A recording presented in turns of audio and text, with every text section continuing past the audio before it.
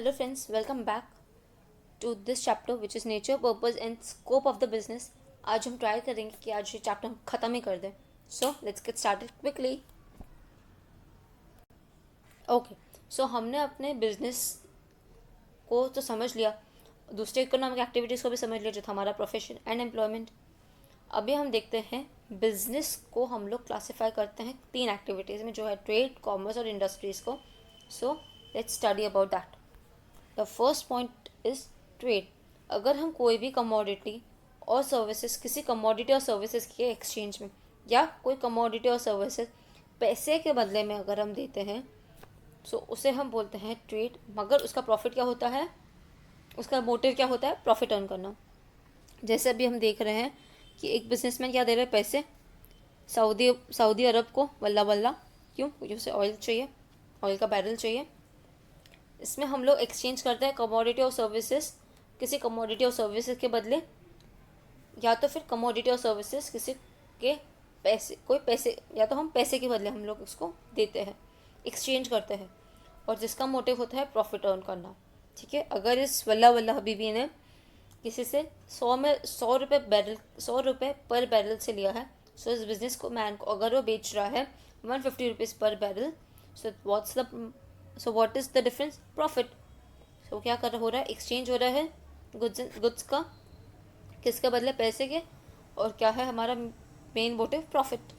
So that's called it as trade. और इसमें क्या हो रहा है, 2 पर्सन्स चाहिए. सो यहाँ पे भी हम लोग 2 पर्सन्स देख रहे हैं. Let's get the characteristics of trade. ये एक इकोनॉमिक एक्टिविटी है. क्यों? क्योंकि उसमें पैसे इन्वॉल्व हो चुके हैं. 2 पार्टीज होनी चाहिए, एक परचेजर एंड सेलर, जैसे हमने देखा था फोटो में, वल्ला वल्ला हबीबी और एक बिजनेसमैन. फिर होता है एक्सचेंज ऑफ एसेंशियल. कोई एक एसेंशियल आइटम है, ठीक है, जैसे oil is an essential item, books is an essential item, food is an essential items, cloth is an essential items, building is an essential item. ऐसे transfer of ownership of goods and services are done. एक बार हमने दूध बेच दिया तो बेच दिया, उसके बाद हम तो एक्सचेंज भी नहीं लेते. Sorry. So you got the thing कि हम लोग एक्सचेंज ऑफ ओनरशिप कर रहे हैं. In exchange of goods either amount is paid और द गुड्स आर एक्सचेंज्ड. इसमें हम क्या हो रहा है कि या तो हमें गुड्स मिल रहे हैं या तो हमें पैसे मिल रहे हैं. Continuous activity. हम लोग आज हमने ट्रेड कर लिया, ठीक है, आज हमने किसी हबीबी से पैसे, किसी हबीबी से ऑयल ले लिया, हमने 10, उसके बाद हम लोग शांति से बैठ गए. नहीं, हमें रोज़ वो चीज़ करनी पड़ेगी, हमें हर हफ्ते वो चीज़ करनी पड़ेगी. उसके बाद ही हम उसी कंटिन्यूस एक्टिविटी में ट्रेड के अंदर बोलते हैं. Legal activity. हमें ना कोई लीगल एक्टिविटी ही करनी चाहिए. ऐसा नहीं कि सुपारी देती किसी को मारने के लिए, उसने तो काम कर दिया ना पैसे के बदले. नहीं, या तो हमने ड्रग्स को डील कर लिया, पैसे तो दिए ना, और कोई कमोडिटी तो मिली ना, बट वो हमें लीगली करना पड़ेगा कोई भी चीज़. इलीगल ट्रेड नहीं आता है ट्रेड के हेड में. फिर होता है value of goods and services determined by the terms of money. पैसे में ही उस गुड्स एंड सर्विसेज की वैल्यू को हम लोग डिफाइन कर सकते हैं. फिर होता है types of trade. Types of trade में पहले हम लोग देखते हैं internal and external. Internal trade मतलब, आज आप सबने तारक मेहता देखा हुआ है, ठीक है. आज अगर जेठालाल अपने गुड्स पंजाब में बेच रहा है हर दिन, अपना गुड्स महाराष्ट्र में बेच रहा है, अपना गुड्स गुजरात में बेच रहा है, अपना गुड्स बंगाल में बेच रहा है, अपने गुड्स चेन्नई में बेच रहा है, so that's an internal trade. क्योंकि वो अपने इंडिया के कंट्री के अंदर, अपनी बाउंड्री के अंदर ही हो रहा है. So that's an internal trade. ठीक है. एक्सटर्नल ट्रेड मतलब होता है, अगर जेठालाल यही गुड्स, यही टीवी, फ्रिज, वॉशिंग मशीन अगर हर दिन बाहर यूएसए में बेच रहा है, इंग्लैंड बेच रहा है, सिंगापुर बेच रहा है, हांगकॉन्ग बेच रहा है, मलेशिया बेच रहा है, so that's an external trade. ठीक है. That's the difference between internal trade and external trade. Internal trade होता है जो ट्रेड हमारी इंडिया की बाउंड्री के अंदर होता है, हमारी कंट्री के बाउंड्री के अंदर होता है. That's an internal trade. External trade मतलब जो हम लोग गुड्स एंड सर्विसेज एक्सचेंज करते हैं मनी के बदले बाहर वालों से, हमारी कंट्री के बाहर वालों से. That's an external trade. Internal trade 2 type के होते हैं, wholesale trade and retail trade. Wholesale trade में क्या होता है, जैसे हम चौटापुल जाते हैं, ठीक है, सो बहुत सारे लोग क्या बोलते हैं कि 6 का सेट ही लेना पड़ेगा, 15 पीसेस तो लेने ही पड़ेंगे. सो दैट्स एन होलसेल ट्रेड कि हम लोग उसको बल्क में सामान लेते हैं क्या बेचते हैं। रिटेल ट्रेड में क्या होता है, आज अगर कोई मॉल में आप जा रहे हो, आपको अगर एक टी शर्ट पसंद आई है तो आप एक टी शर्ट भी ले रहे हो। सो दैट्स अ रिटेल ट्रेड। इसमें क्वांटिटी कम होती है बट पैसे तो दे ही रहे हो आप। अगर हम एक्सटर्नल ट्रेड के टाइप्स देखें सो आते हैं import, export and re export. Import मतलब आप कोई चीज़ मंगा रहे हो पैसे देके, एक्सपोर्ट मतलब आप कोई चीज़ दे रहे हो किसी को, ठीक है। और री एक्सपोर्ट मतलब आपने अगर चाइना से सामान मंगाया, सॉरी चाइना नहीं, चाइनीज आइटम बैंड है, लेट्स से इंग्लैंड, ओके। आपने इंग्लैंड से सामान मंगाया, आपने पैकेजिंग चेंज करी और आपने वही सामान आपने बेच दिया हांगकांग में, ठीक है। सो दैट्स री एक्सपोर्ट। आपने किसी बाहर का सामान मंगा के ही बेच रहे हो, ठीक है। फिर हेरा फेरी वीकेंड से अगर हम इंटरनल ट्रेड और एक्सटर्नल ट्रेड को अगर वापस एक डायग्राम से देखें तो हमारे इंडिया है, ये हमारा जेठालाल जी है। अगर वही आउट ऑफ इंडिया में नहीं, हम इंडिया में ही सामान बेच रहे हैं, so that's in internal trade. और यही जेठालाल जी आउट ऑफ इंडिया, बॉर्डर बाहर हो गए, बॉक्स से बाहर चला गया, वहाँ पे सामान बेच रहे हैं दूसरी कंट्रीज़ को। यहाँ नहीं जा रहे क्योंकि यहाँ चाइना है, ठीक है। वहाँ पे अगर हम वहाँ पे अगर सामान बेच रहे हैं तो आ जाएगा हमारा external trade. That's an external trade, that's an internal trade क्योंकि वो इंडिया के अंदर हो रहा है। So are you clear with this points? I hope so. Next आता है कॉमर्स। कॉमर्स में ट्रेड आता है। ट्रेड एक पार्ट है कॉमर्स का। क्यों? क्योंकि कॉमर्स में हम गुड्स एंड सर्विसेज तो एक्सचेंज करते ही है बट उसके साथ साथ हम ऑक्सिलरी सर्विसेज भी देते हैं लोगों को। ऑक्सिलरी सर्विसेज में आता है बैंकिंग, इंश्योरेंस, ट्रांसपोर्टेशन और वेयर हाउसिंग, ठीक है। जैसे बैंकिंग सर्विसेज देते हैं, वेयर हाउसिंग सर्विसेज देते हैं, वो एक कॉमर्स का पार्ट होता है। उसके साथ साथ हम गुड्स भी दे रहे हैं, ठीक है, ऐसा नहीं, बट हम गुड्स भी दे रहे हैं। अगर आप ये छोटे से डायग्राम के हिसाब से समझो, सो कॉमर्स एक छोटू सा पार्ट है एक बड़े से ट्रेड का, ठीक है। कैरेक्टरिस्टिक्स से क्लियर हो जाएगा आगे। कैरेक्टरिस्टिक्स में देखें, so first characteristic is trade is a part of commerce. Trade एक छोटू सा हिस्सा है कॉमर्स का। इकोनॉमिक एक्टिविटी, यस, अब पैसे के बदले ही, पैसे के लिए ही तो करते हैं सारी चीज़ें। So that's an economic activity. Auxiliary services will help you to carry on trade. अगर आज आप माल दे रहे हो इंग्लैंड में तो इंग्लैंड वाला बोल रहा है आपको पार्टी कि मैं पैसे बैंक में डलवा दूंगा। सो इसमें ऑक्सिलरी सर्विसेज क्या कर रही है, आपकी ट्रेड को हेल्प कर रही है। बैंक क्या कर रही है, एक सर्विस है ऑक्सिलरी सर्विसेज, वो आपके ट्रेड को होने में हेल्प कर रही है। अगर बैंक नहीं होती तो पैसे कहाँ से भिजवाता, पॉइंट ना। सो that's the characteristics of commerce. Increases time, place, utility of goods. Time इसके लिए कि अगर चनिया चोली सपोजिवली हमारे यहाँ पे तो अक्टूबर में यूज़ होता है सपोजिवली, मगर यूएसए में वो चीज़ दिसंबर में यूज़ होती है।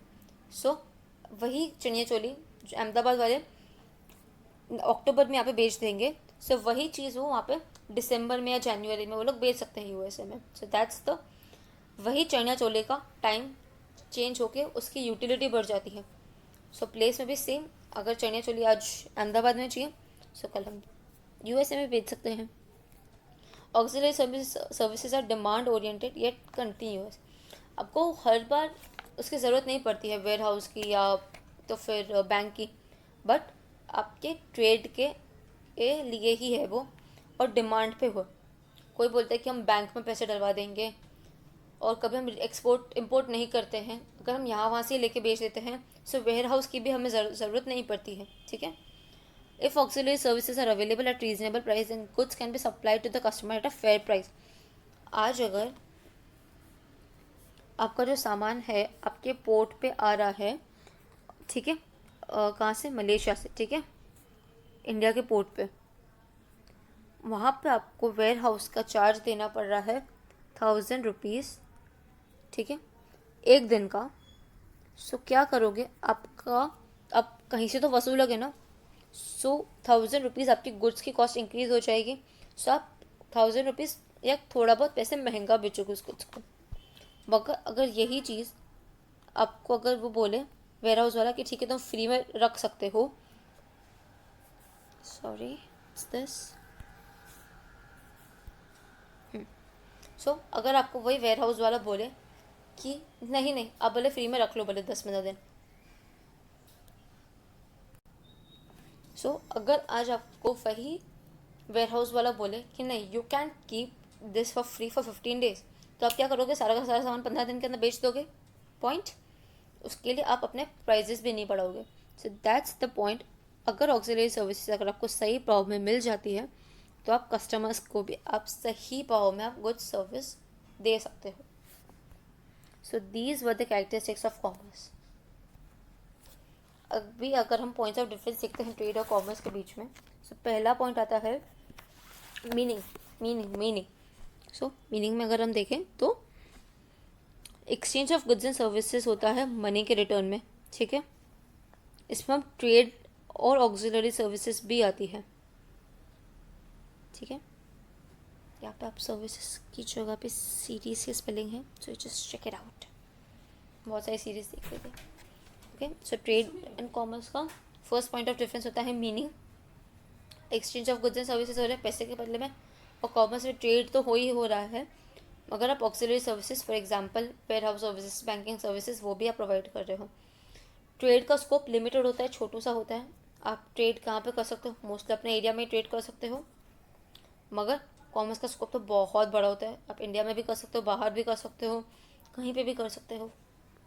पार्टीज़ मोस्टली 2 ही पार्टीज़ होती है और वो एक दूसरे को जानती है। आज अगर आप 10 सालों से अपनी दूध वाले से दूध ले रहे हो तो वो सब कुछ जानती है आपके बारे में, ठीक है, आपकी फैमिली के बारे में, काफ़ी नोन हो आप उसकी फैमिली से। सो that's the point of trade. But commerce में बाई चांस आप जानते भी हो और आप नहीं भी जानते हो। क्यों आप जानते भी नहीं भी जानते हो? क्योंकि ट्रेड आता है कॉमर्स के अंदर, समझ आया। सो वही आप दूध वाले की फैमिली को जानते भी होगे, बट आप यूएसए वाले की फैमिली को बिल्कुल भी नहीं जानते होगे। So that's the point of trade and commerce के differences. There are only 3 points of difference. Now the last topic is industries. Okay, so the last topic is industries, पूरे चैप्टर का भी और इस वीडियो का भी। इंडस्ट्री में क्या होता है? कोई भी रॉ मटेरियल को हम लोग बहुत सारी चीज़ें करके उसका हम लोग पूरा का पूरा रूप रंग सब कुछ बदल देते हैं जिसके हिसाब से वो दूसरों को यूज़ हो सके, ठीक है। एग्जाम्पल, आप एक वीट खा नहीं सकते हो डायरेक्टली, ठीक है, गेहूं को आप डायरेक्टली नहीं खा सकते हो, मगर वही गेहूं कोई आटा मैन्युफैक्चरिंग इंडस्ट्री ले तो उस वीट को पूरा छानेगा, क्रश करेगा अच्छे से, फिर वापस छानेगा और पैक करके आपको दे देगा, ठीक है। So that's an industry. आपका पूरा का पूरा रूप रंग सब कुछ बदल गया और आप कंज्यूम कर सकते हो, आप अपनी नीड सेटिस्फाई कर सकते हो। हाँ, आपको रोटी बनानी पड़ेगी बट स्टिल आपको आटा तो मिल गया ना, ठीक है। A process of converting raw material to finish goods by adding utility to satisfy the human needs is known as industries. देखिए इसमें पैकिंग भी हो रहा है, डिस्पैच भी हो रहा है, सब कुछ प्रॉपरली चेक करके फिर आपके घर तक सामान भी पहुंचा रहे हैं। कैरेक्टरिस्टिक्स ऑफ इंडस्ट्री में होता है प्रोडक्शन, कोई भी चीज़ को हम प्रोड्यूस करते हैं। इकोनॉमिक एक्टिविटी है क्योंकि हम पैसे के लिए करते हैं। Change the form of raw material, गेहूं का क्या बन जाता है? आटा। सो पूरा का पूरा रॉ मटेरियल चेंज हो गया। प्रोडक्शन ऑफ डिफरेंट आर्टिकल्स, बहुत सारे आर्टिकल्स बन सकते हैं। उसी गेहूं से हम मैदा भी बना सकते हैं, हम नॉर्मल आटा भी बना सकते हैं, right. Use of human labour, natural resources and machine. आप उस आटा मैन्युफैक्चरिंग कंपनी में आपको इंसान भी चाहिए गेहूँ डालने के लिए, नेचुरल रिसोर्सेज ऑब्वियसली, गेहूँ कहाँ से लाओगे आप? इंसान खुद तो बना नहीं सकते हो ना, नेचुरल रिसोर्सेज तो यूज़ हुआ ही ना उसमें, लाइट एंड सब कुछ। मशीनरी ऑब्वियस, आपको क्रशिंग एंड ग्राइंडिंग के लिए कोई तो मशीनरी यूज़ चाहिए होगी ना, भले आपकी स्मॉल स्केल तो स्मॉल स्केल। ओके, सो आज हम ये लास्ट टॉपिक देखते हैं इस वीडियो का और इस पूरे चैप्टर का, primary industry, secondary industries and tertiary industries which is a classification of industries. पहले आते हैं प्राइमरी इंडस्ट्रीज। जो भी इंडस्ट्रीज डायरेक्टली नेचर से या सी से, लैंड से कनेक्टेड है उससे हम बोलते हैं प्राइमरी इंडस्ट्रीज।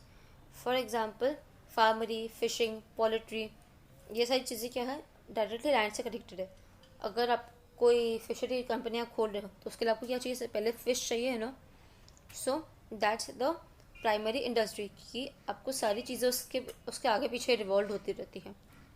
फिर आते हैं सेकेंडरी इंडस्ट्रीज़ कि जो उस नेचर के वेल्थ को थोड़ा प्रोसेस करके कंज्यूमेबली जो कंज्यूम कर सकते हैं उस फॉर्म में हम कस्टमर्स को प्रोड्यूस करते हैं। जैसे फ़िश है, वो प्राइमरी इंडस्ट्रीज़ का तो फाइनल प्रोडक्ट है ही, बट अगर वो सेकेंड इंडस्ट्रीज़ खरीद ले उसी फ़िश को पैक वैक करके नॉर्मली टिन पे कि फ्रोज़न फ़िश के नाम से अगर वो सेल कर रही है, so that's a secondary industries. ठीक है, समझ आया?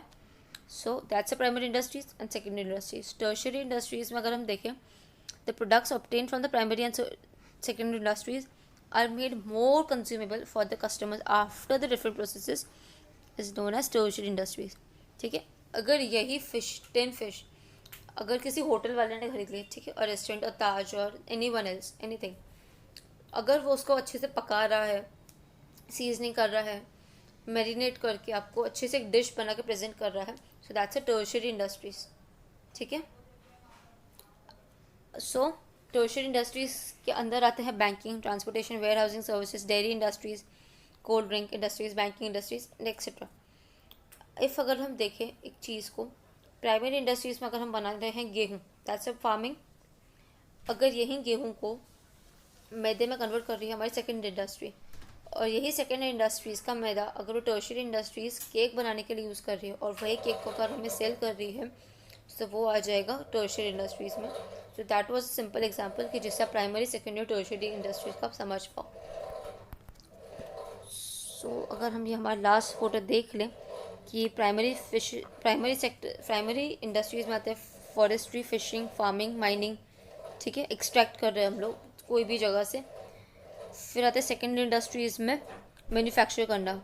अगर यही माइनिंग वाली चीज़ से हम कार मैन्युफैक्चर कर रहे हैं, स्टील को कर रहे हैं, या उस कॉटन से मिले हम लोग ड्रेस बना रहे हैं, so that's comes in the secondary industries. और टर्शियरी इंडस्ट्रीज़ में आते हैं लीगल सर्विसेज, डिस्ट्रीब्यूशन, कि ये ड्रेस को अगर हम ऑनलाइन सेल कर रहे हैं तो हम उसको डिस्ट्रीब्यूट कर रहे हैं, कस्टमर्स तक पहुंचा रहे हैं, अकाउंट्स को मैनेज कर रहे हैं। So that's the tertiary industries. And with this, we complete this chapter, which is nature, scope, and the types of business. If you like it, please subscribe and share it. And आपको चिंता करने की कोई ज़रूरत नहीं, इसका पूरा का पूरा PDF, ये सारी की सारी स्लाइड्स आपको डिस्क्रिप्शन बॉक्स